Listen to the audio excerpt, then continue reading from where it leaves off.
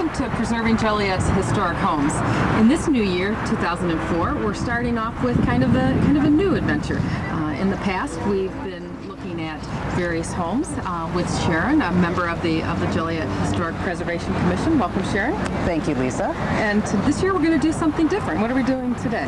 Well, as you mentioned, last year we did focus on more residential private properties. We had owners who were very gracious to invite us in and outside their home. And we saw beautiful homes. We certainly did. And this year, we're the first show anyway, we are focusing more on public buildings. And the building we're doing today is a school. It's a public school. Probably one of the most recognizable buildings in Joliet. And if you haven't figured it out by the mural in the background, we're at Joliet Central High School. In today's show, we will be talking about the architectural and historic significance of this building. This week is Historic Preservation Week, so we think it's a very fitting tribute to focus on this building. So, here at Joliet Central, they're celebrating a centennial, I believe. Yeah, a couple years ago, the school was built in 1901, or this building is from 1901, so the centennial was a couple years ago, and there's a lot of history that goes along with that. Joliet Township High School Central Campus is on the National Register of Historic Places. It was named there in 1982. The National Register is the nation's list of properties that are deemed worthy of preservation, and they have archaeological, historic, and architectural significance. So this is a great honor to have this, to shoot the program at the show. We have a handful of other properties in Joliet that are of the same caliber that are on the National Register, such as Union Station, the post office on Scott Street, even the Joliet Airport is on there. Wow. So this is the company we're in. Then. Yeah, right. No, there's some public and private things on the National Register. So today we're going to see a lot of things, but we chose to stand outside to start the show because we have a mural behind us. You want to tell us a little about the mural from a very famous philosopher, right? Yes, the mural is kind of the theme of the show, and as we see, the foundation of every state is the education of its youth. And when we're focusing on a public building, especially a public school that we as taxpayers pay for, it's certainly not a museum. And as preservationists, we like to ooh and ah about the building and see all the cool stuff, but we have to remember for this show that the function or the foundation of this building is to educate students. So in doing that, instead of having the Joliet Preservation Commission do the tour, we have decided that we need to be educated because there were many things we didn't know about this building and everything that's inside. So what we decided is to focus on having the students and staff of Joliet Central High School educate us and our viewers.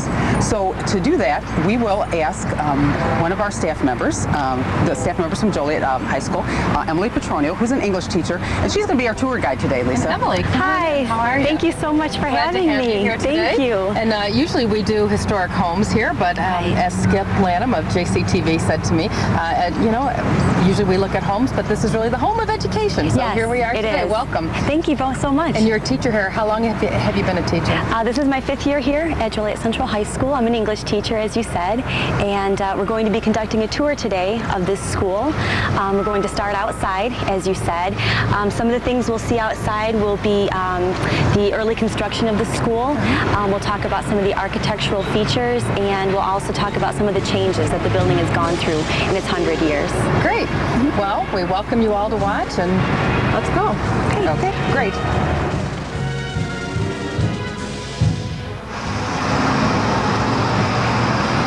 Hi, Tivia.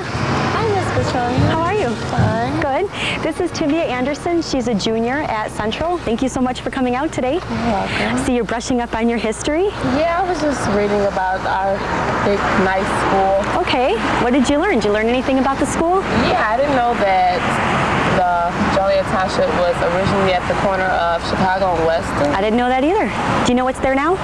I think it's the Illinois Employment of Security. Okay. Which was also the downtown former J.C. Kennedy. Okay.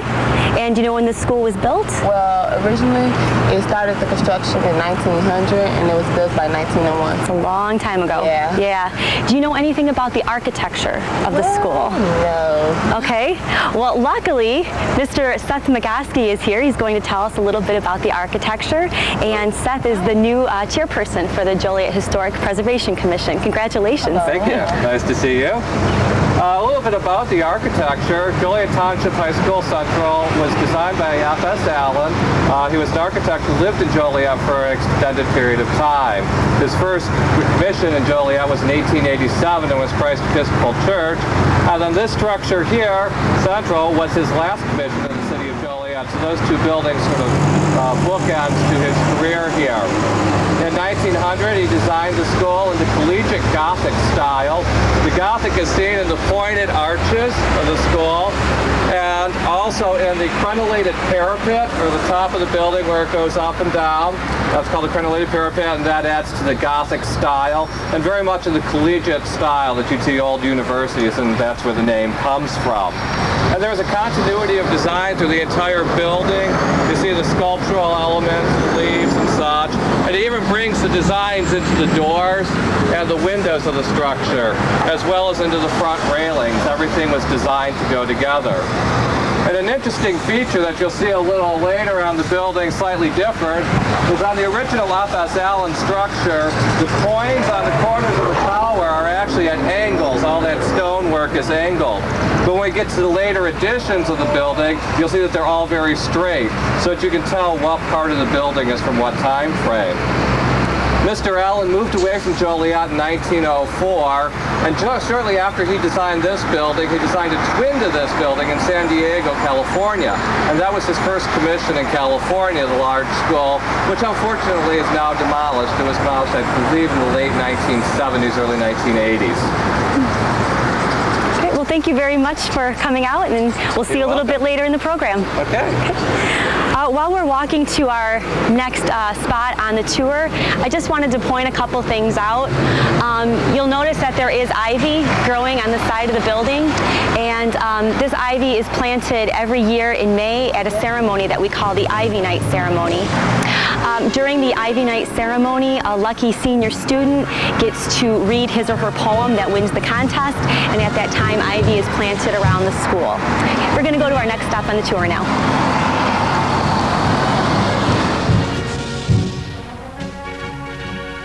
We're now on our second spot of the tour, which is the Herkimer Street entrance, also known as the Doughboy entrance, and we're going to meet up with two people.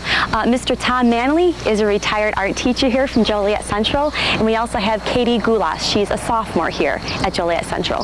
Welcome. Hi. Thank you. Can you tell us anything, Katie, about this entrance? I know a little bit about it. I know that that's the Doughboy statue, and maybe Mr. Manley can give us a little more information about the Doughboy statue. Sure I can. The Doughboy statue was put up sometime in the 1920s as a memorial to the students and faculty who served in the First World War, and it was simply called the World Soldier because, of course, we had no idea that there would be a Second World War to follow. You can only see a part of the statue now, but originally the entire installation went all the way to the ground with a fountain where a lion's head spouted water into a shallow pool. Sometime in the 1980s, this entrance to the school was built here, giving access immediately to the second floor and also providing for handicapped access to the building. The result of that was that the fountain went away and is no longer visible or able to be used, but we have preserved the lion's head, which you can see up at the very top, and that is the same lion's head that was part of the fountain. At that same time, the building was completed on the fourth floor to connect the north end of the building to the south end of the building. Before that time, it was not possible to go from the cafeteria over there to classrooms on the other end without going all the way around or down to the third floor and back up again. So that part of the fourth floor was completed, joining the north and south ends of the building. The building has been built in a number of different additions. There are 5 separate buildings in all. The last of those buildings is on the far north end, and when you get to that, you might notice that the end of the building is not finished in stone as the rest of the building is, but it's only finished in brick. And the reason for that was that the plans called for a 6th addition to the building, but that was never built for one reason or another. And so that end of the building remains unfinished. Mr. Manley? Yes. Is it true that those 2 doors up there used to be windows? They were in fact windows, that's right. As now they give access to a security entrance, which limits the people who can come into the building once school is started, and gives us a little better idea of who comes in from the street and who doesn't. I go in these doors every day, and now I can appreciate the Doughboy statue a little more. Absolutely.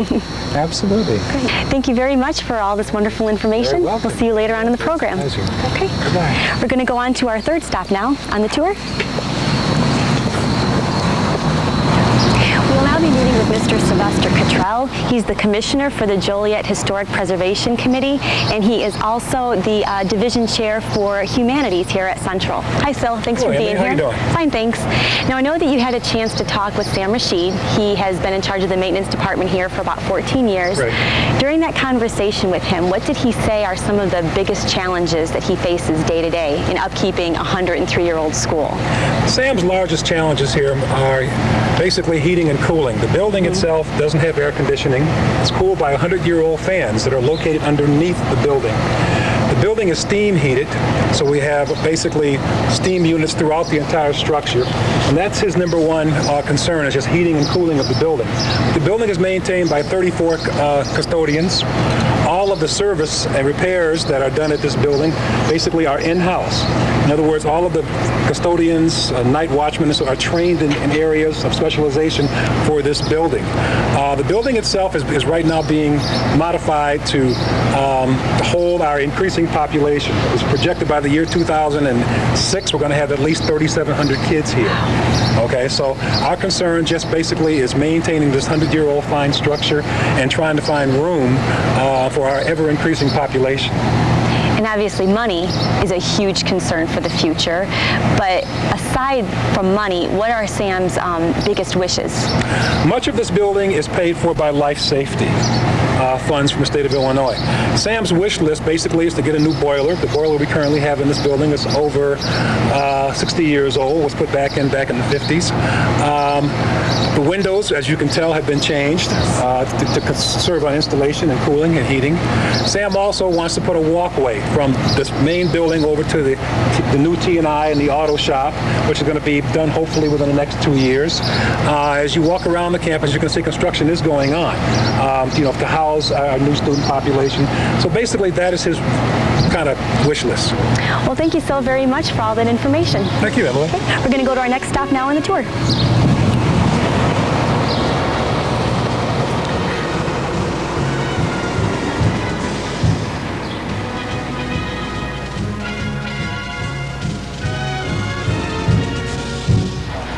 Stephanie. Hi. We're now going to talk to Stephanie Gulas. She's a senior here at Central. Stephanie, can you tell us something about the auditorium entrance? Sure. This entrance, up until about 1922, actually they're used to seeing the church right here. And then in 1922, what they did is they knocked the church down because the school was in an E shape. And then once the church was removed, then we had room to build our new auditorium here. And that's where it stands today in the completed facade of the school. Great, thank you. And in order to give us some information about the architecture, we have a local architect from our area, Mr. Hal Carlson. Well, how are you folks doing? We're fine. Gorgeous building here. I actually went to school here. I met my wife here, and it's about 10,000 years ago, but it's I don't quite appreciate the building. I didn't appreciate the building quite as much as I do now. Sure. But it's a beautiful example of Gothic architecture. Seth has been doing a lot of talking about it, and so has Tom, and I really haven't a lot more to say than that. And the students have been talking about it too. Mm-hmm. Well, we're going to take a walk inside so we can look at some of the architecture and how it's mirrored from the outside into the inside. Sure, so let's take a walk in there. Okay. Are they still photographing? I don't know. Oh. Thank you. Okay, Hal, here we are inside the school. Could you talk to us a little bit about the architecture inside the building? I'd be glad to. Well, you can see it's a grand old space. It's probably one of the grandest spaces in the building. Mm-hmm. They used an extensive amount of marble, as you can see on the walls, and also on the floors. A great deal of decorative metal fretwork on the stairs. As you turn here, you can look at the doors, and you can see the very thick old wooden doors with tracery windows. And as we walk upstairs, you can start really looking at the stairs here, and the detail on the stairs is just phenomenal. Mm-hmm. You've got this wrought iron balusters, and you've got the treads and the risers on the stairs are decorative. In some areas, actually, there are holes in them so that you can look through the stair, bottom portion of the stair. It's just something that would never be done today. Right. It's just too much money and too much expense. Right. Schools just don't have the budget that's required. Okay. As we get up in here, you can look around, and there's been changes to this building, quite a bit of changes. And you can see that, for instance, the doors are not quite as here. These are modern doors. They're not as nice as the old ones.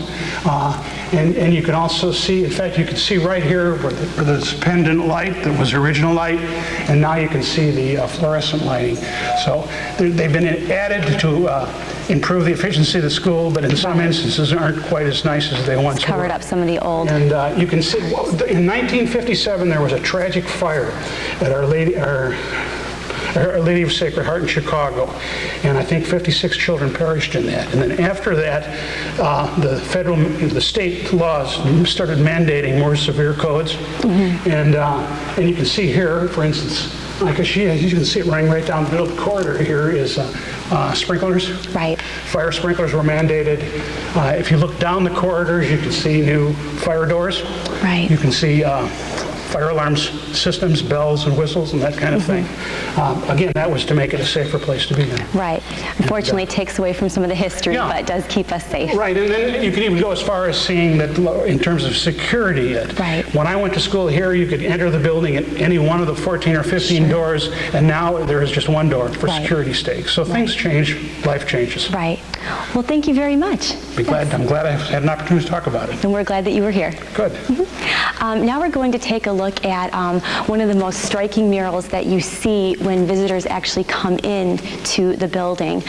This mural up here was painted by Francis Badger. It was painted in 1928, and it is called Youth, Autumn Harvest. The first 3 panels are the original panels. The following year, the 2 panels that you see on the outer sides were added. They're actually a metaphor for life. Over here you have spring. You can see that most of the people in this picture are young. Over here you have fall. You can see that they've grown a little bit. And over on the side you can see that the characters have gotten much older because that represents the winter or the mature time in our lives. At this point we'll go into the auditorium. Hi, Mrs. Petronio. We're here right now in the auditorium here at Joliet Central. It was built in about 1922, and right now we house about 2,100 seats, which makes us the largest auditorium in Joliet, and I think we have about 100 more seats than the Rialto, in fact. Below me there is our orchestra pit, and if you look really closely if you're here, the seats actually start on row C, and that's because before there was an actual pit before it was filled in, so we had rows A and B too, but then when they filled in the orchestra pit, they had to take out rows A and B of the seats. So if you look above me, there's a quote. It says, "The foundation of every state is the education of its youth," and that is by Diogenes, and that is right above the stage and above the balcony. We have a main level here, and we also have a balcony.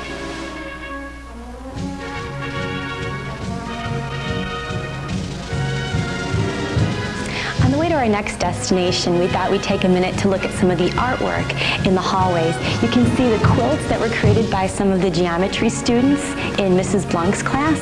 And then right around the corner here, we have probably one of the most famous statues here at Joliet Central. The students refer to it as the Steelman statue. It was originally created by Louise Lenz Woodruff for the 1933-34 World's Fair, and it was originally called Science Advancing Mankind. It was stashed away up in the 4th floor for quite some time, and then one day in the 1970s it appeared here, and eventually the students started referring to this as the Steelman. The actual Steelman, the puddler, is here around the corner. This isn't the only statue or piece of artwork that we have here from our World's Fair. In one of our stairways we actually have a painting. The painting is called Columbus at the Court of Ferdinand and Isabella, and that was painted for the 1893 World's Fair. Right along here you can see the original Steelman known as the puddler. And now we are going to head on into the band room. We're now in the band room, which is the original auditorium. You can tell that it was the original auditorium because it's slanting down right here while I'm walking. And we're going to meet two band students. They're both seniors. We have Dustin Huckstup and we have Marissa Brass. Dustin plays percussion and trumpet and Marissa plays the flute. Hi guys. Hi. Hey, what could you tell us about the original auditorium or the band room? As you already said, this was the original auditorium. Actually, the back wall of the third floor is actually the original back wall of the auditorium. And also the stage was extended back, but because of where the current auditorium is, they had to build a wall there. Okay. This has been the band room since 1923, so it's very historic and we still continue to play here. These are all the original pillars and architecture. Where you up here where the file cabinets are to hold music was the original part of the original balcony. Great, thank you. And Dustin, can you tell us a little bit about the band as it stands today? Yes, well, I'll just inform you a little about the history. Well, of course, the first band director here was A.R. McAllister, and it all started back in 1912 when they used to practice on used instruments and sit on a couple of, kegs, so. But then he taught for about 32 years, and then House Connect came in, and he taught for about 24 years. And when House Connect was teaching, they marched in President Eisenhower's inaugural parade. Wow. Yeah, so that's pretty cool. And after he left in, I want to say, I'm not sure the exact date, but he left to go teach at the Eastman School of Music, and then Mr. Liga came in and taught for 33 years. And when Mr. Liga was here, he took us down to a couple of state competitions and stuff, and we went to the super state competition, and we won. We were either honor band or won 14 out of the 16 times that we've actually gone there. So wonderful. It's pretty cool. Yeah, it's a pretty cool thing to say about the band. And Mr. Liga left in 2002, and now our new band director is named Michael Fisk. And his first year here, he took us down to the ISU competitions, Illinois State University competition, and we won first place in our class and grand champions overall. So that's pretty cool. Wonderful. Yeah. Thank you very much. So a lot of music has been made on this stage right here. Quite a lot. And also, when McAllister was directing here, they performed at Radio City Music Hall in New York. Wow. They travel all over like the world and the U.S. They performed like in California, 20 concerts and stuff. So it's really cool. Great. A lot of history. Yeah. Yes, definitely. Well, thank you so much for being here and telling us about it. Thank you. No problem. Okay, we're going to go on our next stop in the tour now.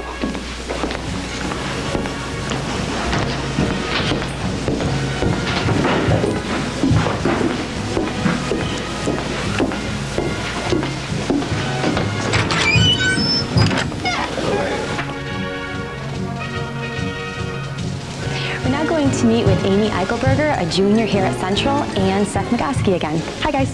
Hello. What can you tell us about the Lincoln statue? Well, the Lincoln statue was given to Joliet Central by F.S. Allen in 1901 after construction of the school was complete. It is 7 feet tall and it stands near the band room, which is by the Jefferson Street entrance of the school. The statue stands below a mural by William Henderson that depicts Father Marquette and Louise Joliet exploring the Des Plaines River Valley. Seth, I heard there's more artwork.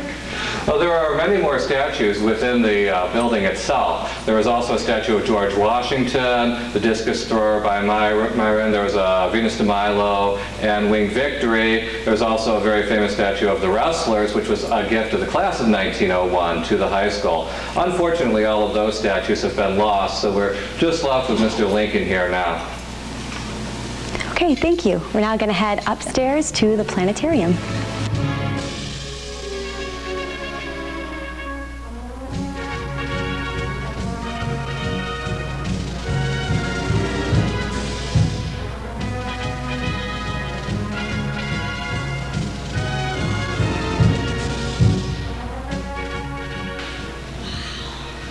Hi again.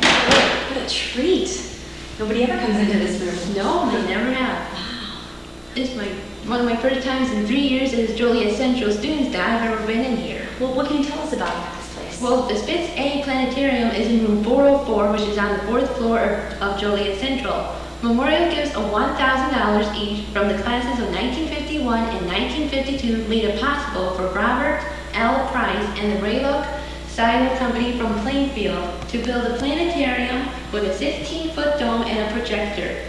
Our students painted the skyline of Joliet on the dome, which is a circumference of 50 feet. The Now, with this skyline, this is from the years like 1950 or so? Yes, the planetarium first opened in 1953, so it would be from around that time. It's a great history of Joliet, because you can see all the buildings that were around it. Right, you see all the water towers and the churches, and if you look really closely, you can see the Rialto and the old courthouse. And Amy, why isn't this room used anymore? Well, it has fallen into disrepair in the 1980s. It has been used by earth science classes of Joliet Central and also by astronomy classes from Joliet Junior College. Okay. In 1995, actually, Amoco Representative Robert Shee and some of the Joliet Central faculty helped to repair the planetarium.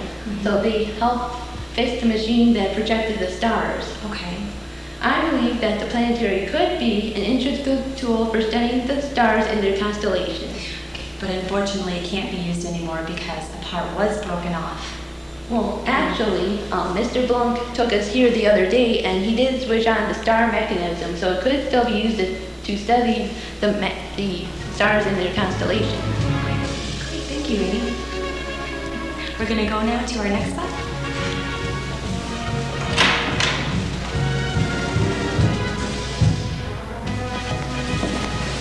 We're now in the archives area on the 3rd floor. Hi, Tom. Hi, Emily. Could you tell us a little bit about the purpose of this area? Sure, I can. Okay. The archives were started by a group of faculty and alumni and teachers who are retired teachers in an effort to maintain some of the history of our school. And in these cases here, there are memorabilia from the various classes. We, of course, depend a lot upon things that people give us to display in our archives here. For example, this is the entire graduating class of 1901, the very first class to graduate from the Joliet Township High School, and this is the program from that graduation. But you know, people tend to think that the Joliet Township High School began in 1901, but our history really goes back much farther than that. We have records of high school classes being taught as early as 1858. Wow. And they were taught in the old Eastern Avenue School. The first high school graduation was held in 1879, at which time 3 young ladies were graduated with a high school diploma. The following year, 3 young men were graduated. And every year subsequent to that, we have had a high school graduation. Our memorabilia also includes things about the Joliet Junior College because their history is concurrent with ours. If you were a student in 1901, you could elect to take a curriculum that was for 4 years, for 5 years, or for 6 years. And so, of course, as you can see, those 6-year students were, in fact, the junior college students. We didn't call them that because it was such a new concept. We didn't have a name for it. They were just simply postgraduate students. And it wasn't until 1915, when the Herkimer Street addition was built to the building, that the junior college took the name of Joliet Junior College. Now, you are a graduate of Joliet Township. I am. And a graduate of Joliet Junior College. Absolutely am. And you are one of many other students who just like it here so much that you never want to leave. That's right. And we have another one of those students who is joining us today, an alum. Nice. His name is Greg Spees. And Greg is one of the class members who had some of his classes here before it was moved to the new building. And welcome, Greg. Thank you for being here. Thank you. Greg. Nice to How are meet you? you. Very good. Nice to meet you, too. Well, I grew up in Mokene, Illinois, and I graduated high school from Lincoln Way in 1967. Back in 1967, you basically had, if you were a male, you had 3 options: get a job, join the Army, or go to school. Now, my father was an infantryman in World War II, and he also attended Central High School here in 44 and 45. suggested staying in school would be a lot less stressful than joining the Army. Believe me, it was good advice. We parked by the old Joliet Citizens Brewing Company. We came with other people from Mokina. Joliet was a little bit different then. Seemed to be more dense, more compact, more traffic. We entered by the eastern facades, came up here and attended classes. There was a lounge over there which most was congregated at. Joliet Junior College was fairly distinct from the high school. I had a botany class right upstairs in the corner, and English classes, philosophy classes, and whatever else I had to take. The most memorable things about the physical part of the building was the gymnasium, which we shared with the high school. It was just immense. It had a running track, which us people from the country there didn't seem to have. I graduated in '69. I believe I was the last class to attend this facility, and then I attended a summer school class at the new facility at Humboldt in '69, and then I proceeded to go to another university to finish my degree. So all in all, it was a pleasant experience. It was a beautiful building. Unlike Lincoln Way, which was a modern facility, this had the marble, the glass, the iron, and all that neat stuff. So that's really all I can have to say. Great. Okay. Thank you very much for joining us. We're now going to go to our next stop, which is actually gymnasium.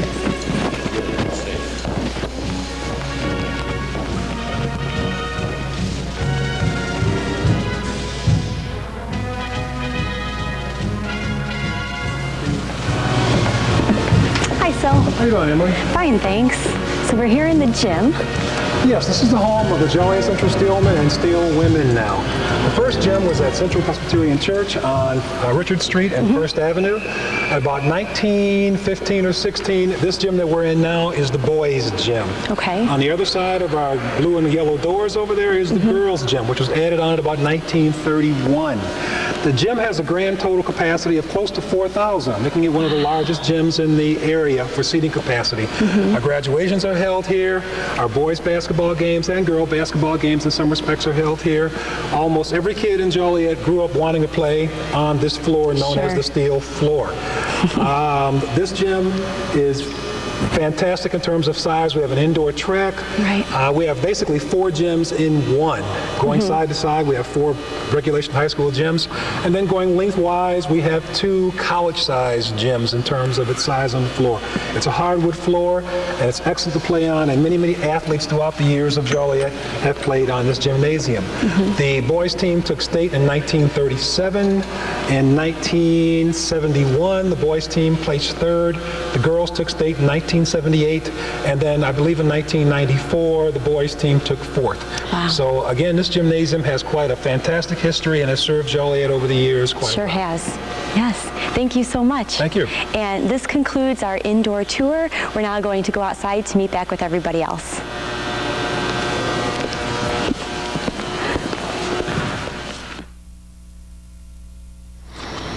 To conclude our program, we thought it would be appropriate to take you here to our Peace Monument, which was put in April of 2001 for our centennial celebration. The different languages around the pole represent the different languages that are represented here in our community. And at this point, on behalf of myself, Mr. Cottrell, Ms. Terry, both sponsors of the J Club, we wanted to thank all of the students of the J Club who put in so much time and effort to this program. Over here on the end, we have Marissa Brass. Standing next to Marissa, we have Dustin Huckstep. Here we have next to me, Tivia Anderson. Over here we have Stephanie and Katie Gulas. And finally, Amy Eichelberger. Thank you very much for joining us today, and we hope you can stop by here at Central someday to see it for yourself.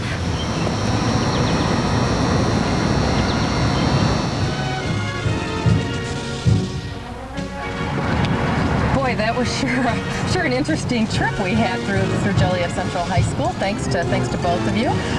Emily, you were wonderful, and your students were just outstanding. Thank you. It was wonderful to have your students get involved. Oh, and we were so happy to be a part of this, and this is something that we will never forget. Great. Thank you. And of course, with the Joliet Historic Preservation Commission, they've just been outstanding, and I thank you, Sharon. Thank you very much. We hope our viewers have enjoyed this program. We hope we've been able to educate them, show them a few things about Joliet Central High School that maybe they didn't know, and maybe for some of the alumni who have been here to kind of refresh some memories. Right. Well, tell us before we go, for all the people that were watching the show, tell us a little bit about the Historic Preservation Commission in case anyone wants to join in. Okay. Once again, we're an advisory board to the City of Joliet. Our function is to look at historic properties in the City of Joliet and recommend to the City Council whether they can be a local landmark or in a local historic district. Actually, from last year's shows, we did have someone come forward and became a landmark. So we're always looking for people who are interested in this and perhaps landmarking their property. So if you're out there watching and you're interested in Joliet's historic homes and buildings and properties, give Sharon a call. Who should they call? Well, actually, call our preservation planner at the City of Joliet. That's Barb Newberg. Her number is 724-4052. Great. So what do we have planned for upcoming shows? We're still making plans. We hope to feature a couple more public buildings, enlighten our viewers again, and perhaps more residential properties. Maybe we'll have a brand new landmark that we can feature. There we go. So we thank you very much for watching another installment of Preserving Joliet's Historic Homes. Even though we are from a school which we call the Home of Education, we welcome you and thank you all. Thank you, Lisa.